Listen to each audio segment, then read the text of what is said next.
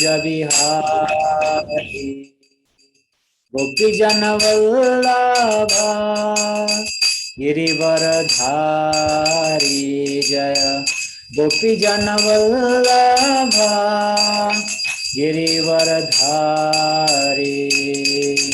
यशोदानंदन ब्रजजन रंजन यशोदानंदन ब्रजजन रंजन यशोदानंदन ब्रजजन रंजन यशोदानंदन ब्रजजन रंजन यमुना तीरावनचारी यमुना तीरावनचारी जय राधा माधवा कुंज विहारी जय राधा माधवा कुंज विहारी गोपीजन वल्लभा गिरिवरधारी जय गोपीजन वल्लभा गिरिवरधारी यशोदानंदन ब्रजजन रंजन यशोदानंदन ब्रजजन रंजन यमुना तीरावनचारी यमुना तीरावनचारी जय राधा माधवा कुंज विहारी जय राधा माधवा कुंज विहारी हरे कृष्ण कृष्ण कृष्ण हरे हरे हरे राम राम राम हरे हरे हरे कृष्ण कृष्ण कृष्ण हरे हरे हरे राम राम राम हरे हरे जय राधा माधवा कुंज विहारी जय राधा माधवा कुंज विहारी जय श्री राधा माधव भगवान की जय। पतित पावन जगत गुरु श्रील प्रभुपाद की जय। निताई गौर प्रेमानंदी हरि हरि बोल। वापिस से यहाँ पर लाइट चली गई है, 1 मिनट आप वेट कीजिएगा, मैं जस्ट अभी आता हूँ।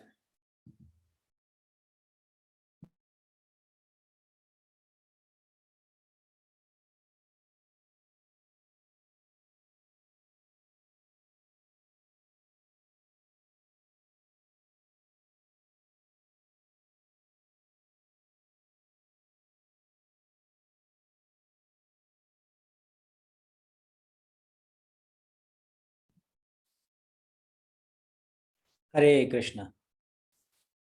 तो आप सभी भक्तों का हार्दिक स्वागत है आज के हमारे साप्ताहिक प्रोग्राम में। तो मैंने भी बहुत मिस किया आप सब लोगों को, 2-3 हफ्ते हो गए मिले हुए आप सब से। तो आज हम भागवत क्लास फिर से शुरू करने जा रहे हैं।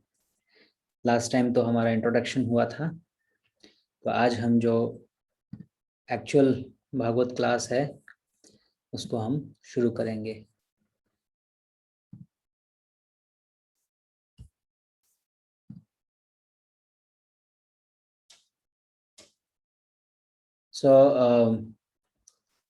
शुरू करने से पहले श्रीमद् भागवतम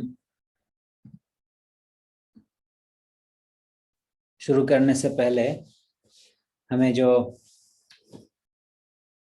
भागवत का जो मंत्र है वो हमें उच्चारण करना होता है। तो आप सब लोग साथ साथ में दोहराइएगा। यहाँ पे लिखा हुआ आएगा, इसको देख देख करके आप सब लोग साथ साथ में दोहराइएगा। ओम नमो भगवते वासुदेवाय। ओम नमो भगवते वासुदेवाय। ओम नमो भगवते वासुदेवाय। नारायणं नमस्कृत्य नरं चैव नरोत्तमं देवीं सरस्वतीं व्यासं ततो जयमुदीरयेत्। नष्टप्रायः शुभद्रेषु नित्यं भागवत सेवया भगवते उत्तमा श्लोके भक्तिरभवति नैष्ठकी। जय ग्रंथराज श्रीमद् भागवतम की जय। श्रील प्रभुपाद की जय। ये जो दो श्लोक हैं ये बड़े महत्वपूर्ण श्लोक हैं। श्रीमद् भागवतम के प्रथम स्कंद के ही श्लोक हैं। इसमें जो प्रार्थना कर रहे हैं सूत गोस्वामी जी, जो पहला मंत्र है ओम नमो भगवते वासुदेवाय, यह तो हमने चर्चा किया था पिछली क्लास में। भगवान कृष्ण जो वसुदेव के पुत्र हैं, वासुदेव वो भगवान हैं, हम उनको नमस्कार करते हैं। और भागवत शुरू करने से पहले नारायणम नमस्कृत्या, भगवान नारायण नर नारायण ऋषि जो हैं, नरम चैव, नर और नारायण, नर नारायण ऋषि को हम नमस्कार करते हैं। और नरोत्तमम, नरों में उत्तम है नर नारायण, नरोत्तमम। देवीम सरस्वतीम, सरस्वती देवी को हम प्रणाम करते हैं। व्यासम, और व्यास देव जी को प्रणाम करते हैं। ततो जयम रहे, फिर उसके बाद हम आगे भागवत शुरू करते हैं। भागवत करने से क्या होता है, भागवत पढ़ने से और सुनने से क्या होता है? तो नष्ट प्रायेषु अभद्रेषु, हमारे हृदय में जितने अभद्र हैं, हमारे सबके हृदय में बहुत सारे अभद्र हैं। अभद्र यानी जिनकी हमें हमारे हृदय में आवश्यकता नहीं है, अभद्र। नष्ट प्रायेषु अभद्रेषु, जितने भी हमारे हृदय में अभद्र हैं उसका क्या होता है? वो नाश हो जाता है। नष्ट प्रायेषु अभद्रेषु, जितने भी अभद्र हैं उनका नाश हो जाता है।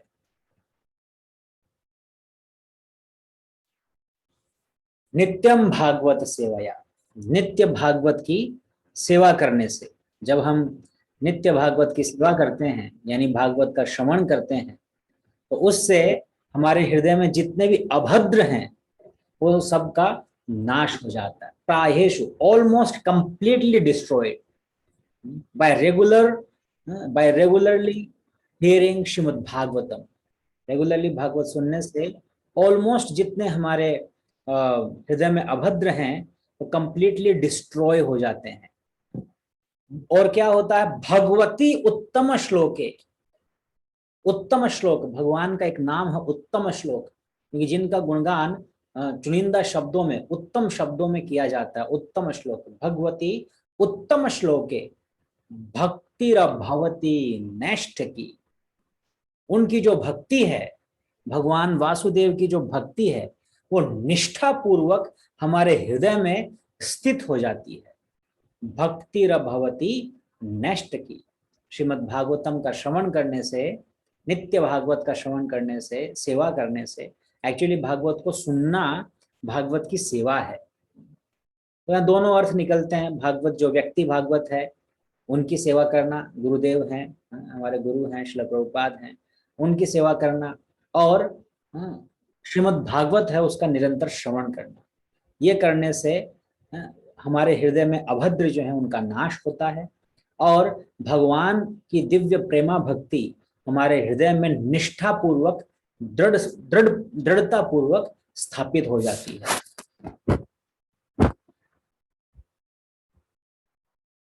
श्रील प्रभुपाद की कृपा से श्रीमद् भागवतम के इतने सुंदर तात्पर्य हैं जिनको आज हम पढ़ करके हमारे हृदय में जितने भी अभद्र हैं उनका नाश कर सकते हैं, इनको हम समझ पा रहे हैं श्री प्रभुपाद की कृपा से। तो शुरुआत, श्रीमद् भागवत की जो शुरुआत होती है वो नैमिषारण्य से होती है। नैमिषारण्य में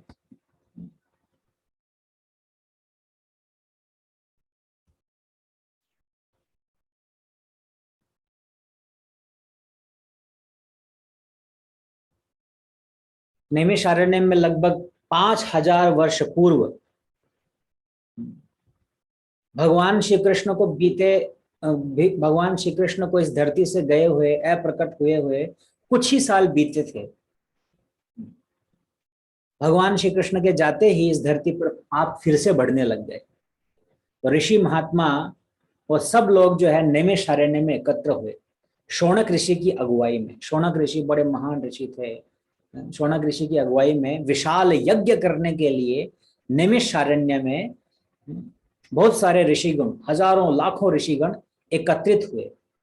नैमिषारण्य बहुत ही पवित्र स्थान है।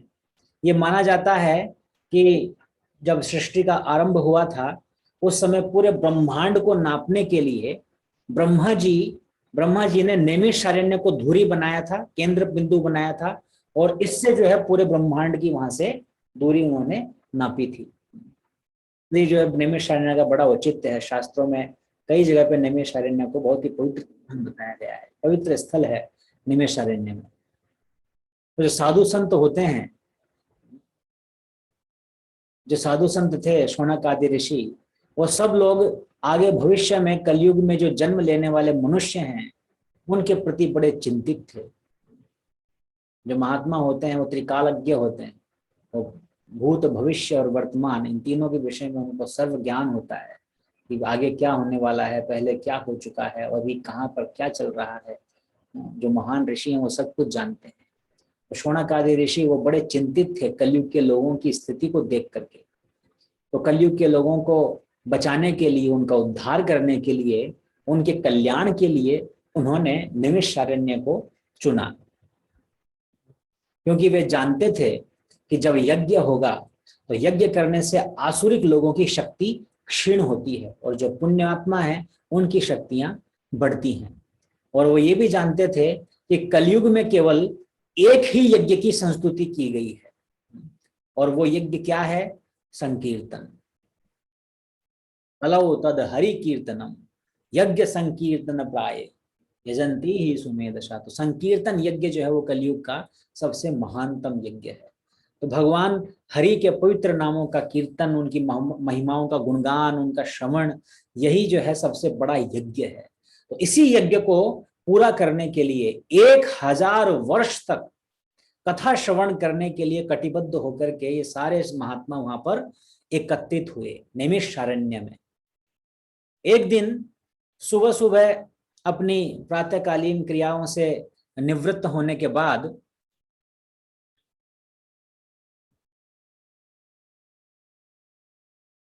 अग्निहोत्र यज्ञ करने के लिए निवृत्त होने तथा अग्निहोत्र यज्ञ संपूर्ण करने के बाद सारे ऋषि मुनियों ने श्रील सूत गोस्वामी को सम्मान पूर्वक व्यासासन पर विराजमान किया।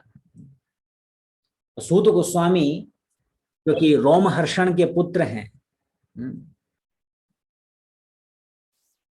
रोमहर्षण को व्यासदेव जी ने जो है पुराण आदि पर चर्चा करने का डिपार्टमेंट दिया था।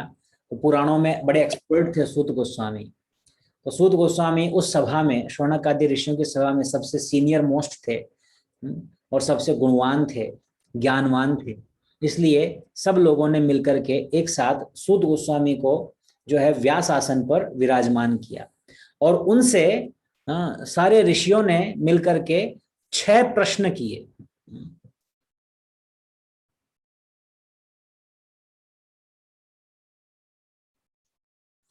सारे ऋषियों ने सूत गोस्वामी से 6 प्रश्न किए। ये जो 6 प्रश्न थे ये बड़े इंपॉर्टेंट प्रश्न थे और पूरा श्रीमद् भागवतम उन 6 प्रश्नों के ऊपर ही बेस्ड है। इन 6 प्रश्नों के उत्तर ही पूरा श्रीमद् भागवतम है। वो 6 प्रश्न क्या थे? उनके 6 प्रश्न थे, what is the absolute and ultimate good श्रेय फॉर पीपल इन जनरल। जो साधारण लोग हैं, कलयुग के लोग हैं, उन लोगों के लिए कल्याणकारी क्या है, क्योंकि कलयुग के लोगों की स्थिति बड़ी दयनीय है। ये सारे महात्मा देख पा रहे थे कलयुग के लोगों की क्या स्थिति है। मंद सुमंद मतयो मंद भाग्या ही उपद्रता। प्रायेण अल्प आयुष्च कलौ अस्मिन युगे जना। जो कलयुग के लोग हैं उनकी बड़ी दयनीय स्थिति है। उन लोगों के पास में बुद्धि जो है वो अति अल्प है, बहुत ही मंद बुद्धि है। मंद सुमंद मतयो, उनकी मति बड़ी मंद है और वो आलसी हैं, लेजी हैं कलयुग के लोग। मंद सुमंद मतयो, और मंद भाग्य, और उनके जो भाग्य हैं वो भी बड़ा मंद है, अनफॉर्चुनेट हैं कलयुग के लोग। और ये सब कुछ होने के बाद भी उनकी आयु भी बड़ी कम है। उनके पास में इतना समय नहीं है कि वो वेद पाठ आदि अध्ययन कर सकें। इसलिए ये सारे ऋषि महात्मा सूत गोस्वामी से कह रहे हैं, हे सूत गोस्वामी, आप एक आदर्श तथा आज्ञाकारी शिष्य होने के कारण अपने अपने गुरु वर्ग से संपूर्ण ज्ञान तथा उनकी प्राप्ति आपने, उनकी कृपा आपने प्राप्त की है। कृपा करके हमें बताइए कि आपके अनुसार किस कार्य में जन सामान्य का परम कल्याण है। लोगों का, पीपल इन जनरल जो लोग हैं, उनका परम कल्याण क्या है, अल्टीमेट श्रेयस उनके लिए क्या है, लॉन्ग टर्म बेनिफिशियल चीज क्या है उन लोगों के लिए। कलयुग के लोगों की आयु बहुत ही अल्प है और साथ ही साथ कलयुग के लोग झगड़ालू हैं, आलसी हैं, भ्रमित रहते हैं, दुर्भागे हैं, हमेशा उद्विग्न रहते हैं, डिस्टर्ब्ड रहते हैं। भिन्न भिन्न शास्त्रों में उनके लिए भिन्न भिन्न कर्तव्यों का उल्लेख मिलता है। आपसे निवेदन है कि आप कृपया उन सब शिक्षाओं का सार निचोड़ करके हमारे समक्ष प्रस्तुत करें। हमारे को निचोड़ चाहिए, हमारे को आप जो है पूरा सार बताइए कृपा करके।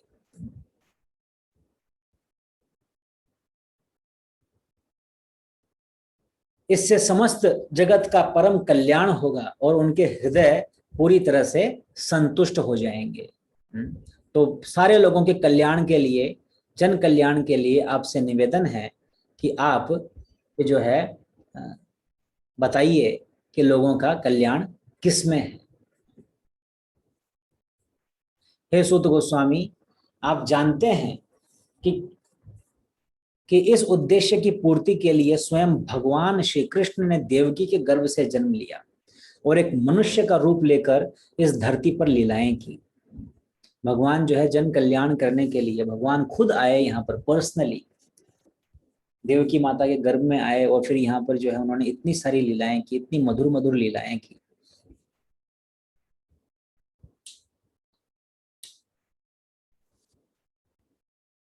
हम उनके विषय में सुनने के लिए अत्यंत आतुर हैं। We are very eager to hear about the past times of lord Shri Krishna. दूसरा क्वेश्चन उनका था, सारे शास्त्रों का निचोड़ क्या है, सारे शास्त्रों का सार क्या है, वो आप हमें बताइए। और फिर तीसरा उनका प्रश्न है कि supreme personality of God head, परम भगवान, उनका उद्देश्य क्या है, वो यहाँ पर क्यों आए, देवकी के गर्भ में, देवकी और वसुदेव के घर में जो है वो वहां पर आए, वसुदेव का पुत्र बनकर के यहाँ पर आए। वैसे तो हमें पता है कि वो यहाँ पर आए और अलग अलग लीलाएं की। हम उनके विषय में सुनने के लिए बड़े आतुर हैं। कृपा करके उनके भिन्न अवतारों और उनके द्वारा रची हुई अद्भुत लीलाओं का वर्णन कीजिए। केवल भगवान का नाम उच्चारण करने से व्यक्ति जन्म मृत्यु के बंधन से मुक्त हो जाता है, चाहे वह नाम अनजाने में ही क्यों न लिया गया हो। भगवान का नाम इतना पावरफुल है, अगर कोई अनजाने में भी उस नाम को लेता है तो वो जो है जन्म मृत्यु के बंधन से मुक्त हो जाता है।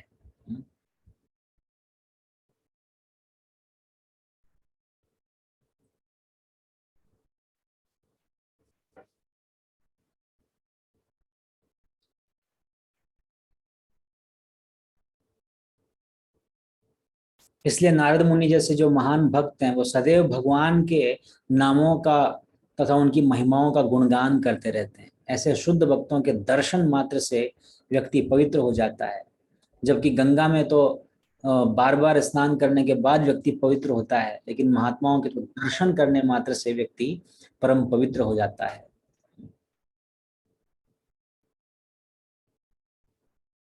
तो आप कृष्ण कथा कहते जाइए, हम कभी भी इससे थकेंगे नहीं, क्योंकि जिन मनुष्यों ने भगवान के साथ अपना दिव्य संबंध स्थापित कर लिया है, वे प्रतिक्षण उनकी लीला श्रवण का आस्वादन करते रहते हैं। और जिनका भगवान के साथ में संबंध नहीं है, उनको बड़ा बोरिंग लगने लग जाता है, क्या हो रहा है, क्या चल रहा है, बार बार सेम ही चीज को रिपीट करते रहते हैं। लेकिन जिनका दिव्य संबंध हो गया है भगवान के साथ में, वो उनकी लीलाओं को सुनते जाते हैं, सुनते जाते हैं, सुनते जाते हैं, लीला श्रवण करते जाते हैं। इसलिए शौनक आदि ऋषि कह रहे हैं कि हे प्रभु, आप हमें सुनाते रहिए, please narrate us the transcendental pass times of the supreme personality of God head. उनके बारे में आप हमें बताते जाइए। अभी भगवान श्री कृष्ण ने इस धरती पर अपनी लीलाओं को समेट लिया है, क्योंकि कुछ ही समय हुआ था भगवान को गए हुए, अभी उन्होंने सारी लीलाओं को समेट लिया है और वे अपने धाम लौट गए हैं। कृष्ण स्वधाम उपगते धर्म ज्ञानादि सा, अपने धर्म और ज्ञान के साथ कृष्ण यहाँ से चले गए। तो अब उनकी अनुपस्थिति में, कृष्ण की एब्सेंस में, हमें सच्चा धर्म कहाँ मिलेगा? वास्तविक धर्म जो है, हम कहाँ, अभी धर्म किसकी शरण में चला गया है?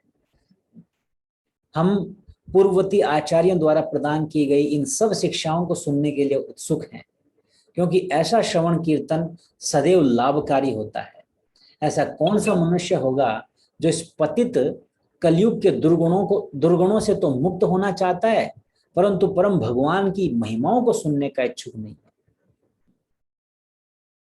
कलयुग के पाप से तो बचना चाहता है, लेकिन लीला नहीं सुनना चाहता। कौन ऐसा? शौनक आदि ऋषियों से यह प्रश्न सुनकर श्रील सूत गोस्वामी ने सर्वप्रथम अपने गुरु महाराज श्रील सुखदेव गोस्वामी के चरण कमलों को प्रणाम किया। उसके बाद उन्होंने कहा कि हे ऋषिगणों, आपके प्रश्न अत्यंत प्रशंसनीय हैं, क्योंकि वो भगवान श्री कृष्ण से संबंधित हैं। उनमें संपूर्ण जगत का कल्याण निहित है, क्योंकि जो भी कृष्ण भगवान से संबंधित होता है, उसमें पूरे जगत का, उसके उत्तर जो है पूरे जगत का कल्याण करने वाले होते हैं।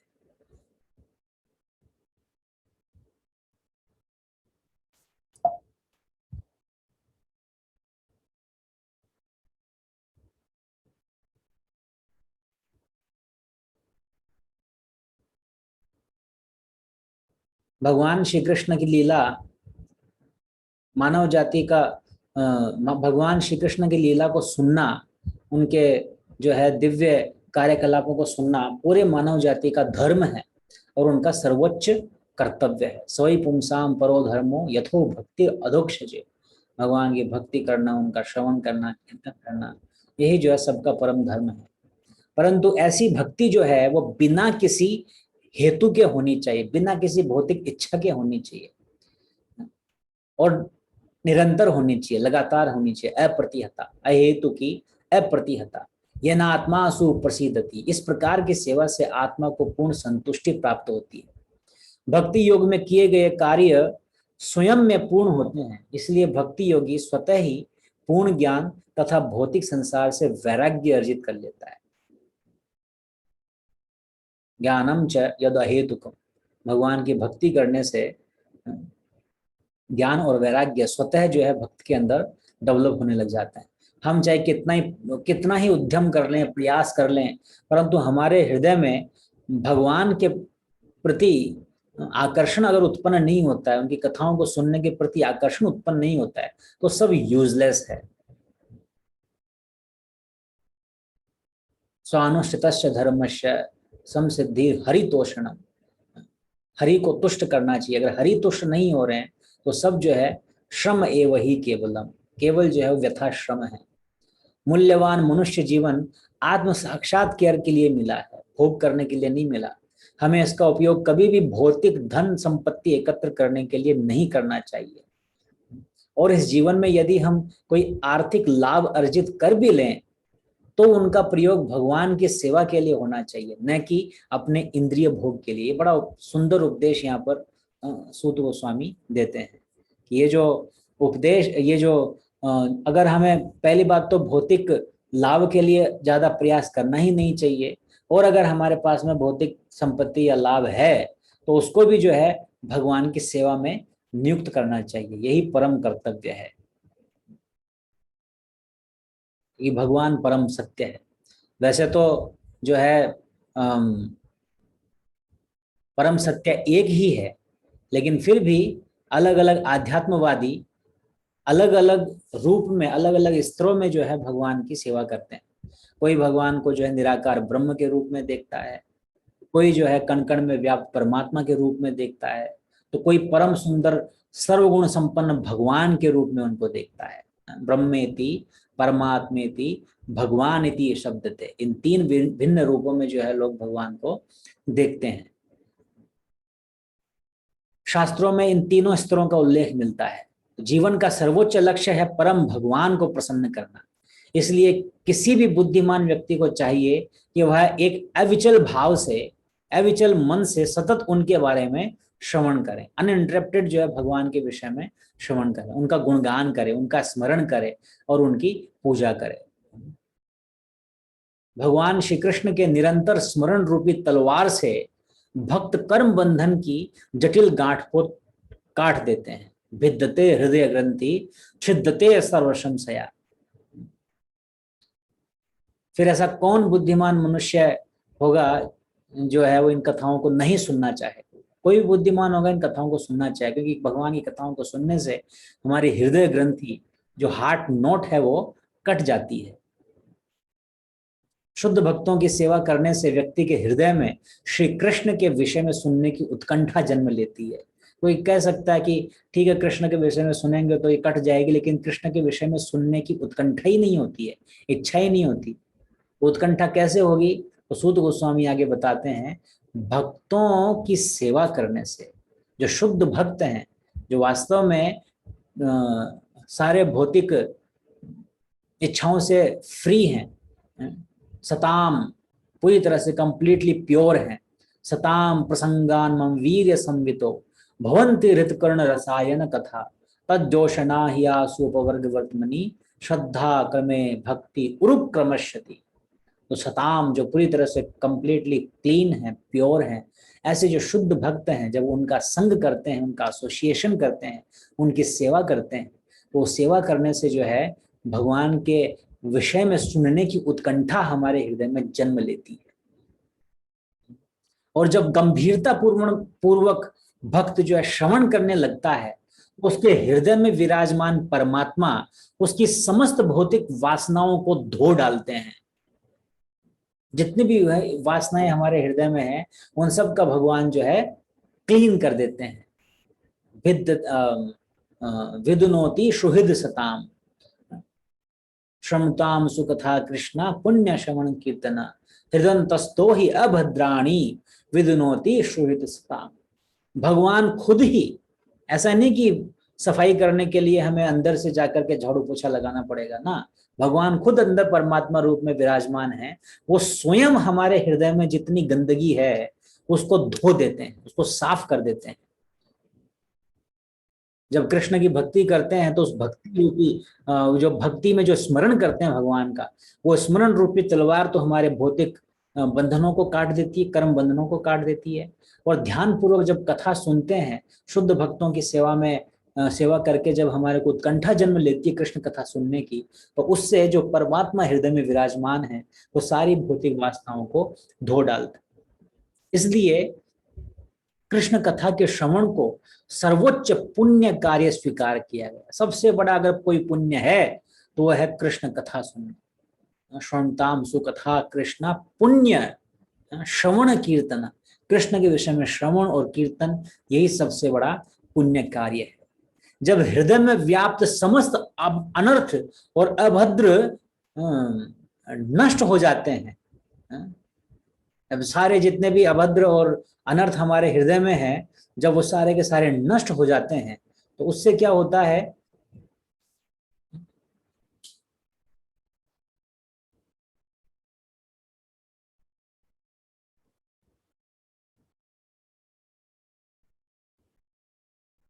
हाँ, तो जब हृदय में सारे अनर्थ और अभद्र नष्ट हो जाते हैं, तब भगवान की दिव्य प्रेममयी सेवा एक अटल सत्य बनकर के हमारे हृदय में स्थापित हो जाती है।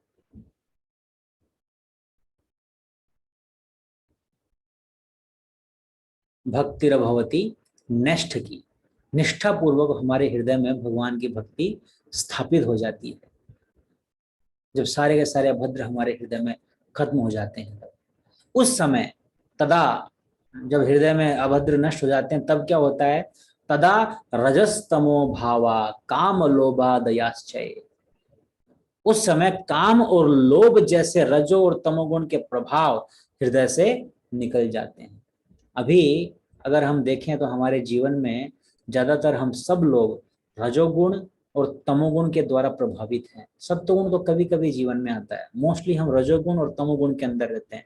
और रजो और तमोगुण की वजह से क्या क्या होता है, काम और लोभ। काम यानी संसार को भोगने की इच्छा, और लोभ यानी लालच, और चाहिए और चाहिए और चाहिए। जब काम सेटिस्फाई हो जाता है, जब काम इच्छाएं हमारी तृप्त हो जाती हैं, तो उससे लोभ जन्म लेता है, और चाहिए और चाहिए। और जब इच्छाएं संतुष्ट नहीं होती है तो क्रोध उत्पन्न होता है कि मुझे क्यों नहीं मिला, क्यों नहीं मिला।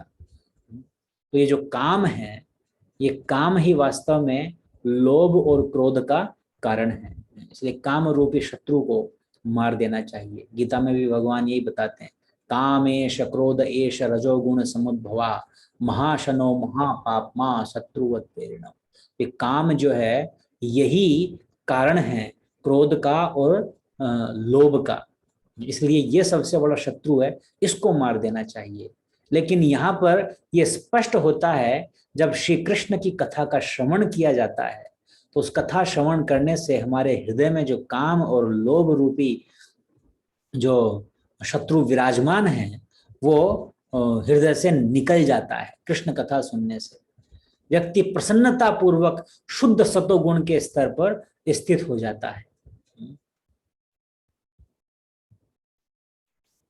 उस दिव्य स्थिति में भक्त के हृदय में भगवत विषय ज्ञान स्फुटित होता है। जब शुद्ध सत्व में आता है, काम लोग निकल जाते हैं, तो दिव्य ज्ञान जो है प्रकाशित हो जाता है। दिव्य ज्ञान हृदय प्रकाशित हो, और वो समस्त प्रकार के सांसारिक संसर्गों से मुक्त हो जाता है। उस समय भक्त अपनी आत्मा के सच्चे स्वरूप तथा भगवान के नित्य सेवक के रूप में अपनी शाश्वत स्थिति को स्पष्ट देख सकता है। तब वो देख सकता है कि मेरा और भगवान के साथ में क्या संबंध है। अभी तो हम थ्योरेटिकली समझते हैं, हाँ भाई कृष्ण जो कृष्ण का दास, जीव का स्वरूप है कृष्ण का दास, लेकिन हम किस संबंध में कृष्ण के साथ में दास हैं, है? तो वो कब होता है, जब काम और लोभ हट जाता है, व्यक्ति शुद्ध सत्व में स्थित हो जाता है। इसीलिए अनादिकाल से महान भक्तों ने स्वयं को भगवान श्री कृष्ण की शुद्ध भक्ति के प्रति समर्पित किया है। यद्यपि ऐसे अन्य ऐसे भक्त अन्य सभी देवी देवता जैसे ब्रह्मा जी, शिव जी, दुर्गा देवी आदि का पूरा सम्मान करते हैं। ऐसा नहीं कि भक्त जो है वो कृष्ण की अगर सेवा कर रहे हैं तो बाकी और किसी से कोई लेना देना नहीं है, भाड़ में जाए सब लोग ना, not like that. Durga, Shiva, Brahma आदि इन सबका सम्मान करते हैं, पूरा सम्मान, पूरा पूरा सम्मान करते हैं। परंतु वे ऐसे किसी भी देवी देवताओं की पूजा स्वीकार नहीं करते जो भौतिक प्रकृति के 3 गुणों के भीतर है। मोस्टली देवी देवताओं की जो पूजा है वो प्रकृति के 3 वेदों के अनुसार है। इसलिए गीता में कृष्ण कहते हैं, त्रैगुण्य विषया वेदा निस्त्रैगुण्य भवार्जुना निर्द्वंदो नित्य सत्तस्तो निर्योगक्षेहम आत्ममान। हे अर्जुन, ये वेद जो है, वेदों में जो पूजा अर्चना जो दी गई है वो 3 गुणों से भरी हुई है, इसलिए तुम इन तीनों गुणों से ऊपर उठो। भगवान की सेवा जो दिव्य है, तो भक्त जो है वो देवी देवताओं की सेवा नहीं करते हैं, वो उनको सम्मान, पूरा संपूर्ण सम्मान देते हैं, लेकिन उनकी सेवा पूजा नहीं करते हैं, क्योंकि वो 3 गुणों के भीतर है। देवताओं के द्वारा जो दिया हुआ फल है वो भी तीनों गुणों के भीतर है। इसलिए जब ये शरीर समाप्त होता है तो उनका फल भी समाप्त हो जाता है। मुक्ति के लिए गंभीर साधक को केवल और केवल विष्णु तत्व की ही उपासना करनी चाहिए। अगर संसार में भोग करना है तो जाओ देवी देवताओं के पास, लेकिन अगर वास्तव में संसार से मुक्त होना है, जिसने समझ लिया है कि संसार में भोग आनंद वास्तव में है ही नहीं है, दुख ही दुख है, और जो मुक्त होना चाहता है उसको तो केवल और केवल भगवान विष्णु या कृष्ण की ही उपासना करनी चाहिए। उन्हें ये जानना चाहिए ये ज्ञात होना चाहिए कि केवल भगवान विष्णु ही समस्त ज्ञान, यज्ञ, योग और तपस्या के चरम लक्ष्य हैं। कोई भी यज्ञ करो, ज्ञान अर्जित करो या तपस्या करो, योग करो, उसका चरम लक्ष्य कौन है? भगवान विष्णु।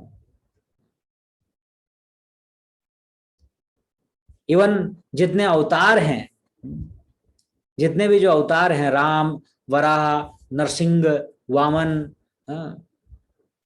कल्कि, परशुराम, जितने भी जो अवतार हैं, कूर्म, ये नाना अवतार, ये सब या तो कृष्ण के अंश हैं या उनके अंश के अंश हैं। दूसरे शब्दों में एकमात्र भगवान श्री कृष्ण ही पूर्ण पुरुषोत्तम भगवान कहलाने के योग्य हैं। खैर वैसे सारे विष्णु तत्व हैं, लेकिन जितने भी वो तत्व हैं वो सब कृष्ण से ही आ रहे हैं, कृष्ण के ही अंश हैं। इस बात की पुष्टि स्पष्ट शब्दों में सूत गोस्वामी यहाँ कर देते हैं। वो 24 मुख्य अवतारों का वर्णन करते हैं और वर्णन करने के बाद अंत में कहते हैं, एते चांस कला पुंसाम कृष्णस्तु भगवान स्वयं। ये जितने भी मैंने अवतारों का वर्णन किया है, ये अवतार या तो अंश हैं या अंश के अंश हैं। एते चांस कला पुंसाम, या तो अंश हैं या कला अंश हैं, यानी अंश के अंश हैं। लेकिन जो कृष्ण है, कृष्ण अस्तु भगवान स्वयं, he is the only supreme personality of God head. तो इस प्रकार से सूत गोस्वामी यहाँ पर नैमिषारण्य के ऋषियों को एड्रेस करते हैं और इम्पोर्टेंस बताते हैं, भक्ति की क्या इम्पोर्टेंस है, कृष्ण कथा की क्या इम्पोर्टेंस है, भगवान की सेवा की क्या इम्पोर्टेंस है, व्यक्ति कैसे जो है पूर्ण रूप से शुद्ध हो सकता है, उसके लिए परम कल्याणकारी लाभकारी विषय वस्तु क्या है। फिर सूत गोस्वामी जी आगे कहते हैं कि ये सूत गोस्वामी जी अलग है, ध्यान रखिएगा, सुखदेव गोस्वामी जी अलग है। कई बार लोग कंफ्यूज हो जाते हैं, सूत गोस्वामी, सुखदेव गोस्वामी। सूत गोस्वामी नैमिषारण्य में शौनक आदि ऋषियों को कथा कह रहे हैं और वो आगे बताएंगे कि किस प्रकार सुखदेव गोस्वामी परीक्षित महाराज से मिले और वहां पर उनके बीच में प्रश्न उत्तर और कथा आगे चली। तो सुखदेव गोस्वामी व्यासदेव के पुत्र हैं और सूत गोस्वामी रोमहर्षण के पुत्र हैं, इसलिए इसमें कंफ्यूज नहीं होना है। तो सूत गोस्वामी जी आगे कहते हैं कि मैं जिस श्रीमद् भागवतम का व्याख्यान करने जा रहा हूं वह एक ग्रंथ के रूप में स्वयं भगवान श्री कृष्ण का अवतार है। वास्तव में जो श्रीमद् भागवतम है ये खाली एक पुस्तक मात्र नहीं है। ऐसा नहीं कि ये बस एक बुक है, एक पुस्तक नहीं है। श्रीमद् भागवतम साक्षात कृष्ण है। Shrimad Bhagavatam is Krishna himself, non-different from Krishna, because it is full of Krishna कथा। तो श्रीमद् भागवतम का जो व्याख्यान मैं करने जा रहा हूं ये वास्तव में कृष्ण का अवतार है।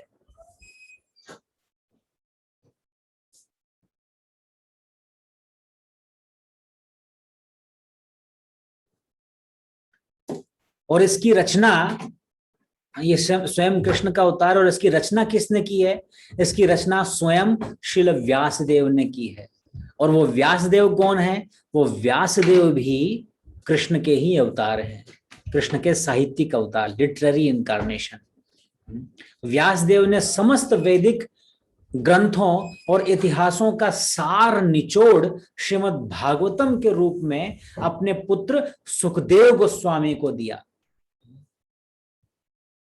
व्यासदेव जी ने श्रीमद् भागवतम की रचना की और व्यासदेव जी ने सारे जो वैदिक ग्रंथ और इतिहासों का जो निचोड़ है श्रीमद् भागवतम, वो उन्होंने किसको दिया? उन्होंने अपने पुत्र सुखदेव गोस्वामी जी को दिया।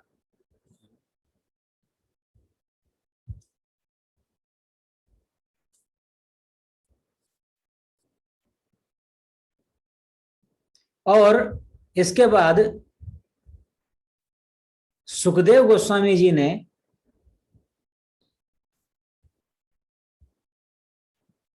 वो जो ज्ञान है वो बाद में परीक्षित महाराज को दिया। सबसे पहले श्रीमद् भागवतम का ज्ञान व्यास देव जी ने सुखदेव गोस्वामी को दिया। उस समय सुखदेव गोस्वामी जी गर्भ में ही थे। ये आगे वर्णन आएगा कि किस प्रकार से जो है भागवत का श्रवण करने के बाद वो गर्भ से बाहर ही नहीं आए। 16 महीने नहीं, 16 साल तक, 16 साल तक जो है वो गर्भ से बाहर ही नहीं आए। व्यासदेव जी परेशान हो गए कि ये तो जो है ये तो बाहर ही नहीं आ रहा, क्या करें। तो सुखदेव गोस्वामी ने सर्वप्रथम, सुखदेव गोस्वामी को व्यासदेव जी ने दिया, और सुखदेव गोस्वामी ने सर्वप्रथम श्रीमद् भागवत का व्याख्यान सम्राट परीक्षित महाराज के सामने किया, जो उस समय ऋषि मुनियों से घिरे गंगा तट पर अपनी मृत्यु की प्रतीक्षा कर रहे थे। आगे वर्णन आएगा कि किस प्रकार से उनको श्राप मिला कि उनकी 7 दिन में मृत्यु हो जाएगी। तो प्रतीक्षा, वहां गंगा तट पर मृत्यु की प्रतीक्षा कर रहे थे, तो वहां सुखदेव स्वामी आकर के परीक्षित महाराज को श्रीमद् भागवतम का ज्ञान प्रदान करते हैं। तो यह भागवत पुराण जो है यह सूर्य के समान है। जो उन्होंने पूछा, ऋषि शौनक आदि ऋषि ने जो क्वेश्चन पूछा था कि अब जो है ये किसकी शरण में चला गया है, ये श्रीमद् भागवतम की। ये श्रीमद् भागवत जो है ये सूर्य के समान है। पुराण को अधुनोदिता, ये पुराण जो है अर्क के समान है। अर्क यानी सूर्य के समान है। सूर्य के समान ये दैदीप्यमान है श्रीमद् भागवतम। और श्री कृष्ण के धाम लौटने के बाद इस धरती में, इस धरती पर क्षितिज पर उदित हुआ है। क्षितिज यानी जो होराइजन है, जैसे पूर्व दिशा से सूर्य उगता है, बिल्कुल लाल लाल सूरज उगता है, फिर धीरे धीरे चमकने लगता है और पूरे विश्व को जो है चमका देता है। तो उसी प्रकार से जब कृष्ण चले गए, कृष्ण अस्त हो गए यानी चले गए, तो दूसरी साइड से कौन होगा? श्रीमद् भागवत होगा। तो ये वही कृष्ण है, श्रीमद् भागवतम कृष्ण ही है। तो भागवतम सूर्य के समान देदीप्यमान है।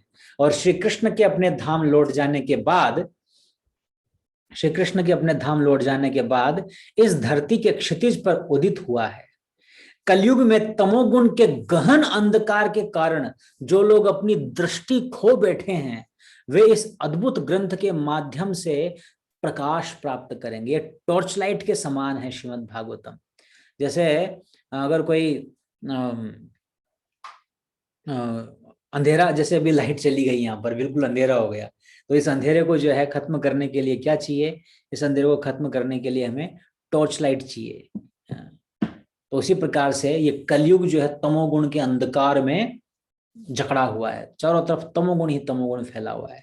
तो जो जिनकी आंखें अंधी हो गई है तमोगुण की वजह से, उन लोगों को प्रकाश कैसे मिलेगा? उन लोगों को प्रकाश इस अद्भुत ग्रंथ श्रीमद् भागवतम के माध्यम से मिलेगा।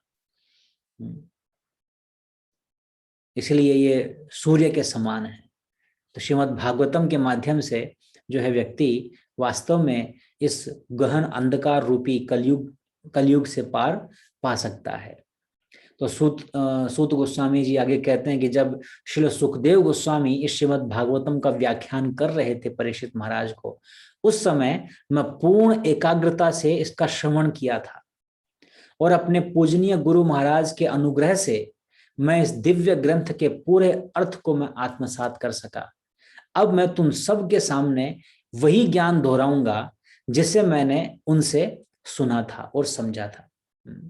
जब ये सुखदेव गोस्वामी परीक्षित महाराज को ज्ञान दे रहे थे, तो उन ऋषियों के, वहां बहुत सारे ऋषि महात्मा बैठे थे, इवन व्यास देव जी वहां बैठे थे। व्यासदेव, नारद, अंगिरा, अत्रि, परशुराम, बड़े बड़े महात्मा वहां पर विराजमान थे। और उसी सभा में सूत गोस्वामी भी वहां पर मौजूद थे और वहीं पर इन्होंने श्रीमद् भागवत का श्रवण किया था और सुखदेव गोस्वामी को अपना गुरु स्वीकार किया था। तो यहाँ सूत गोस्वामी कह रहे हैं कि जैसा मैंने उनसे सुना, मेरे पूजनीय गुरु महाराज के अनुग्रह से मैं जो है इसको आत्मसात कर सका। जैसा सुना था बिल्कुल फोटोकॉपी हो गया उनके मानस पटल पर, एज इट इज। जैसा सुखदेव गोस्वामी ने कहा वैसा का वैसा अब मैं यहाँ आपको बताने जा रहा हूँ। ऐसा सूत गोस्वामी यहाँ पर कह रहे हैं। तो अब जो है वो आगे इसको दोहराएंगे। तो श्रीमद् भागवतम जो है ये बड़ा इंटरेस्टिंग विषय वस्तु है। तो we should be very eager to hear this. Hare Krishna. तो आज के लिए इतना काफी श्रीमद् भागवतम में। बाकी आगे हम कंटिन्यू करेंगे कि किस प्रकार से सुखदेव गोस्वामी अपने माता के गर्भ से आने के बाद घर त्याग करके आगे जाते हैं, और कैसे रोते रोते व्यास देव जो स्वयं भगवान के अवतार हैं, वो रोते रोते पुत्र वियोग में उनके पीछे पीछे जाते हैं। आगे क्या क्या घटनाक्रम होते हैं वो सारा जो है वर्णन आगे आएगा। हरे कृष्णा। किसी का कोई प्रश्न है या कोई कमेंट, कुछ बोलना चाहते हैं तो आप बता सकते हैं।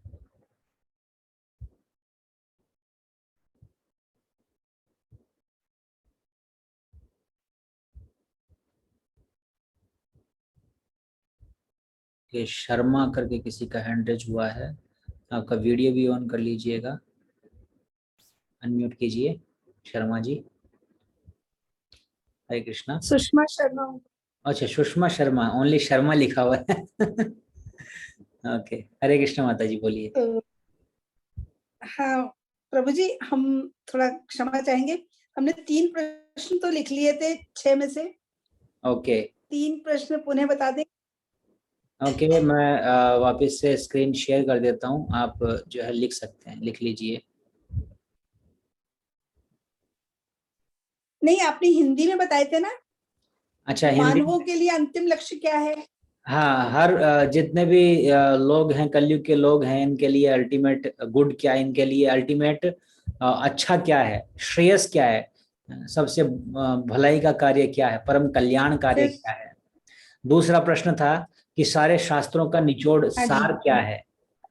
तीसरा प्रश्न था कि जी भगवान परम भगवान देवकी और वसुदेव के गर्भ से किस उद्देश्य से आए, उनके गर्भ में किस उद्देश्य से आए, क्या उद्देश्य था। चौथा प्रश्न है कि भगवान जी इस जगत में अपनी अलग अलग लीलाएं किए, वो क्या क्या लीलाएं किए वो आप हमें बताइए। और पांचवा प्रश्न था कि भगवान अच्छा के जो अलग अलग अवतार हैं उनके विषय में भी, उनकी भी दिव्य लीलाएं आप हमें बताइए। और छठा प्रश्न जी था कि भगवान चले गए हैं तो अब इस धराधाम पर जो है कौन, ये धर्म जो है किसके शरण में जाएगा, ये धर्म किसके शरण में जाएगा। जी छह प्रश्न थे। तो इसमें से ये थैंक धर्म धर्म किसके शरण में जाएगा, ये तो उन्होंने बता दिया कि भागवत जो है वो वास्तव में धर्म असल धर्म है, और लोगों के लिए कल्याण कार्य क्या है वो कृष्ण कथा सुनना, ये उन्होंने बता दिया। सारे शास्त्रों का निचोड़ क्या है वो उन्होंने बता दिया कि श्रीमद् भागवतम इसका निचोड़ है। और भगवान यहाँ किस पर्पज से आए ये आगे बताएंगे। और भगवान के अलग अलग जो लीलाएं हैं उनके बारे में आगे वर्णन आएगा। और भगवान के अलग अलग अवतार हैं उनकी क्या क्या लीलाएं हैं वो आगे श्रीमद् भागवतम में वर्णन आएगा। भगवान के अलग अलग जो जितने भी अवतार आए, परशुराम जी आए, वामन देव आए, और नरसिम्हा देव आए, वो सारे अवतारों का वर्णन आगे श्रीमद् भागवतम में आएगा। और भगवान कृष्ण की जो दिव्य लीलाएं हैं जो उन्होंने की उसका वर्णन 10वें स्कंद में आएगा। जी जी थैंक यू प्रभु जी। हरे कृष्णा। हरे कृष्णा।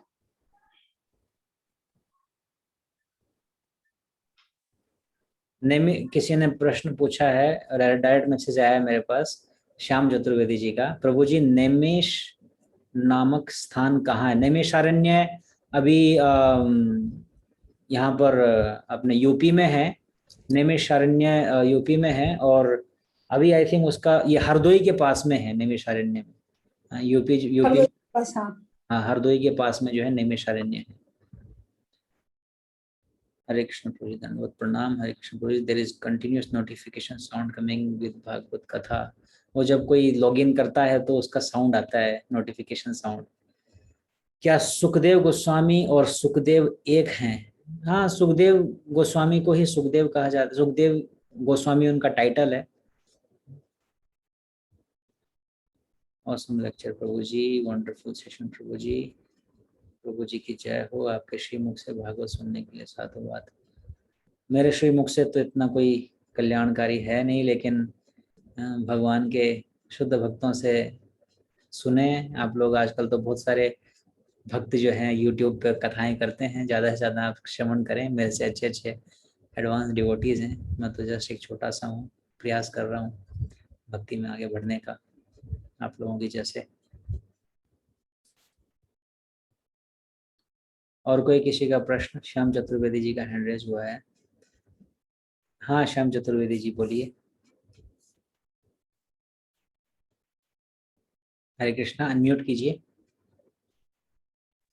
हरे कृष्णा। हरे कृष्णा प्रभु जी। प्रभु जी, जो मेरे को कन्वीनियंट है ना वो आप है। मैं इधर जाऊं उधर जाऊं समझ में नहीं आएगा। आपके श्रीमुख से सुन रहा ना, nothing like that. I feel happy and I feel blessed कि आपसे मुलाकात हुई, आपके श्रीमुख से सब सुन रहा हूं मैं। धन्यवाद प्रभु जी, धन्यवाद धन्यवाद। Thank you for coming. Hare Krishna. और किसी का कोई प्रश्न या कुछ कमेंट है? सुनील राजवंशी जी। हरे कृष्ण प्रभु जी, अनम्यूट कीजिए। प्रभु जी, वो मैं ये जो नित्य सेवा उसके लिए मैं भेजना चाहता हूँ, वो कैसे भेजूं? मैं आपको आपके व्हाट्सएप पे बैंक डिटेल और पेटीएम दोनों कर दूंगा। आप जो जिसमें कंफर्टेबल है उसमें आप कर दीजिएगा। मैं पेटीएम करूंगा। पेटीएम ठीक है, तो मैं पेटीएम का क्यूआर कोड आपको सेंड कर दूंगा, उससे आप कर दीजिएगा। ठीक है, thank you. Thank you. Hare Krishna. Sunil Rajvanshi ji नित्य सेवा के लिए कुछ करना चाहते हैं, उसके लिए पूछ रहे थे, उनकी आवाज बहुत कम थी। ओके, सुषमा माता जी का फिर से हैंड रेज हुआ है। प्रभु जी आवाज आ रही है? हाँ जी बोलिए। हरे कृष्णा। हरे कृष्णा। जो कुछ श्याम चतुर्वेदी जी ने जो कुछ कहा ना, same here. Hare Krishna, thank you. Gaurav Goyal ji, unmute कीजिए गौरव जी। हरे कृष्णा प्रभु जी। हरे कृष्णा। प्रभु जी, वो जो नित्य सेवा वाली एक लिस्ट आपने पहले एक व्हाट्सएप पे शेयर की थी, वो एक बार फिर से शेयर कर दी, वो मिल नहीं रही। श्योर, मैं ग्रुप में शेयर कर दूंगा। ग्रुप में शेयर कर दूंगा। अलग अलग कैटेगरीज हैं जिसमें आप कंफर्टेबल फील करते हो, वो आप कंटिन्यू कर सकते हैं। Hare Krishna, thank you. Okay, Ritambara माता जी। हरे कृष्णा रितंबरा जी। हरे कृष्णा प्रभु जी। हरे जो कृष्णा। पहले वाले दोनों कैंडिडेट्स ने बोला है डिटो और सेम हियर, वो पूरे 49 से मल्टीप्लाई कर लीजिए प्रभु जी। नहीं, आप प्लीज आते रहिए and really sorry for your loss. आप हमें पता चला था तो ये कोविड ने जो करुणा कर रहे हैं, वो अलग अलग प्रकार की करुणाएं हो रही हैं। तो ये जो वीडियो के थ्रू हम लोग सब अटेंड कर पा रहे हैं क्लासेस, ये तो आई थिंक कृष्ण की करुणा है हम पे एक्चुअली। हाँ, तो थैंक यू। काल में भगवान की करुणा प्राप्त हो रही है सबको। जी जी जी जी जी। Hare Hare Krishna. Hare Krishna, thank you for attending.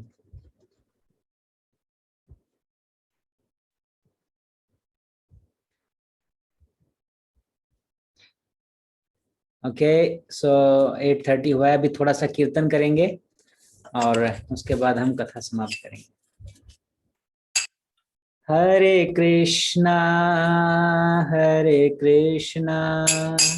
Krishna Krishna Hare Hare, हरे रामा राम राम हरे हरे, हरे कृष्णा कृष्णा कृष्णा हरे हरे, हरे राम राम राम हरे हरे, हरे कृष्णा कृष्णा कृष्णा हरे हरे, हरे राम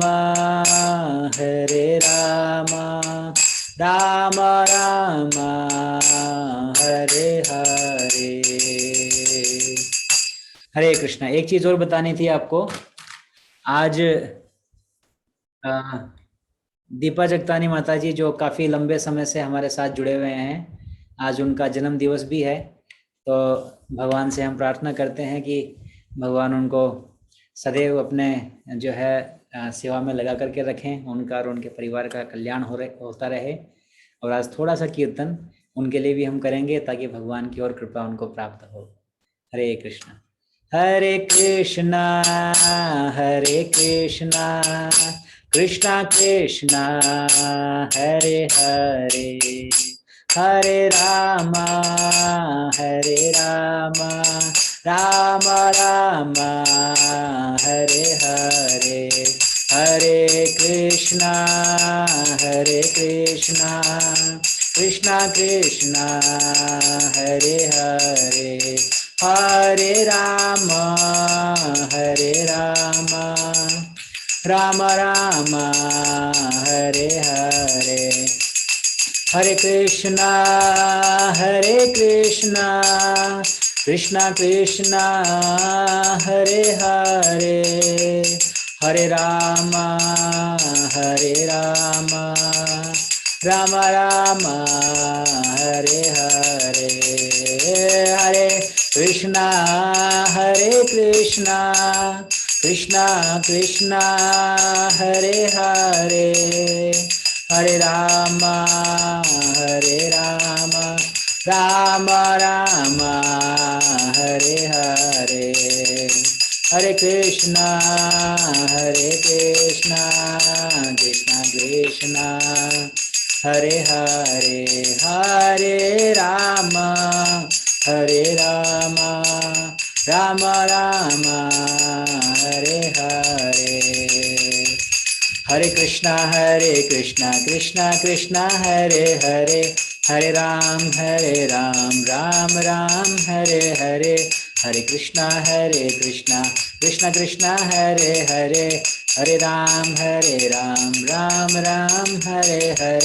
हरे कृष्णा कृष्णा कृष्णा हरे हरे, हरे राम राम राम हरे हरे, हरे कृष्णा कृष्णा कृष्णा हरे हरे, हरे राम राम राम हरे हरे, हरे कृष्णा कृष्णा कृष्णा हरे हरे, हरे राम राम राम हरे हरे, हरे कृष्णा कृष्णा कृष्णा हरे हरे, हरे राम राम राम हरे हरे, हरे कृष्णा कृष्णा कृष्णा हरे हरे, हरे राम राम राम हरे हरे, हरे कृष्णा कृष्णा कृष्णा हरे हरे, हरे राम राम राम हरे हरे, हरे कृष्णा कृष्णा कृष्णा हरे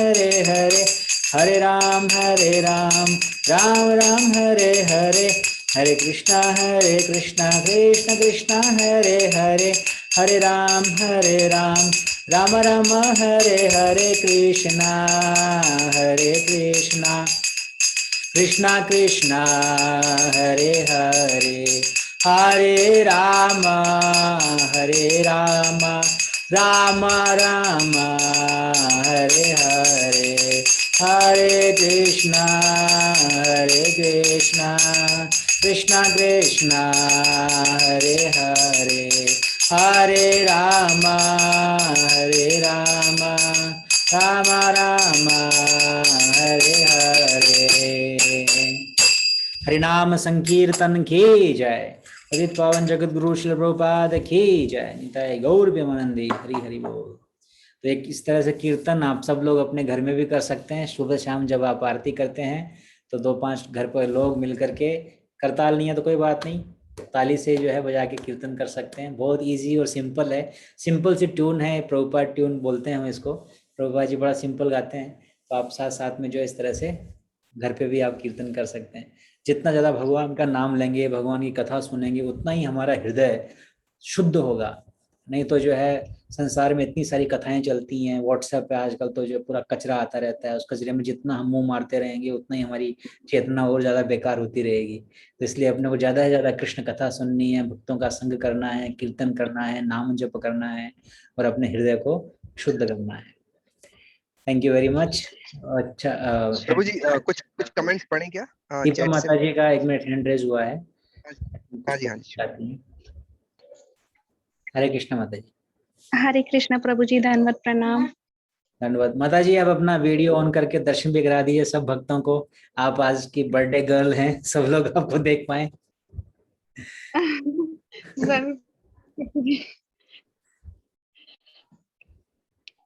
तो दीपा माता जी जो है हमारे से काफी लंबे समय से जुड़ी हुई हैं, और सब लोग आशीर्वाद दीजिए इनको ताकि भगवान की सेवा में आगे कंटिन्यू करें।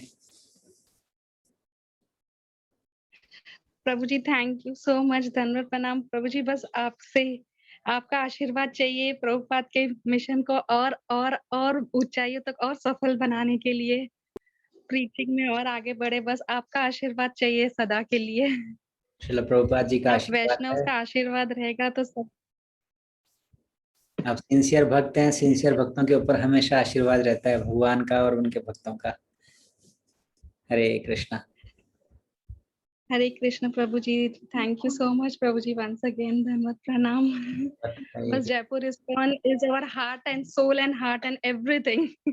Sure sure. हरे कृष्णा। हरे कृष्ण प्रभु जी।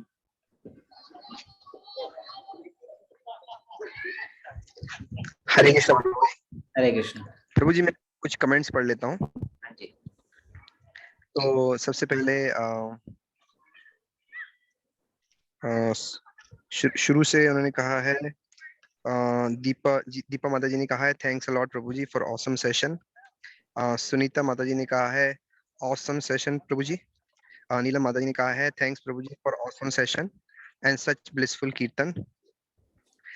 दीपा माता जी ने फिर सारे वैष्णव को थैंक यू बोला है। उसके बाद आरसी गुप्ता जी ने कहा है बहुत ही सुंदर प्रवचन, कीर्तन से आनंद की अनुभूति हो रही है। और शर्मा जी ने सबको कहा, दीपा जी को हैप्पी बर्थडे बोला है। बस यही प्रभु। हरे कृष्णा। हरे कृष्णा। सो आप सभी भक्तों का बहुत बहुत धन्यवाद, आप लोग आए समय निकाल करके। सो नेक्स्ट क्लास हमारी सैटरडे को होगी और उसमें हम आगे भागवत की स्टोरी कंटिन्यू करेंगे। तो आप सब लोगों का बहुत बहुत धन्यवाद, जुड़े रहिए। और कोई भी प्रश्न हो, कभी भी जिज्ञासा हो तो मेरा पर्सनल नंबर पे आप कभी भी मुझे चाहे तो व्हाट्सएप मैसेज भेज सकते हैं या फिर आप कॉल कर सकते हैं।